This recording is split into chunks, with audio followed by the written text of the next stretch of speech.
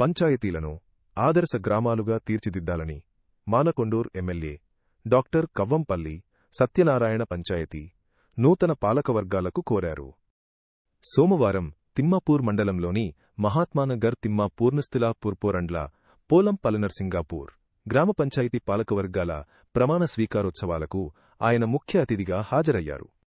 ఈ సందర్భంగా MLA doctor Kavvampalli Satyanarayana మాట్లాడుతూ పంచాయతీల పాలనా పగ్గాలు చేపట్టిన కొత్త పాలకవర్గాలు ప్రజా సమస్యల పరిష్కారంపైన, గ్రామాల అభివృద్ధిపైన ప్రత్యేక దృష్టి పెట్టాలన్నారు.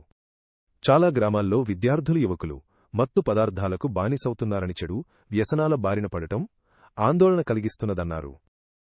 సమాజంలో రోజురోజుకు జటిలంగా మారుతున్న ఈ సమస్యపైన దృష్టి సారించిన వాటి నివారణకు గ్రామాల్లో ప్రత్యేక చర్యలు తీసుకోవాలని ఆయన కోరారు.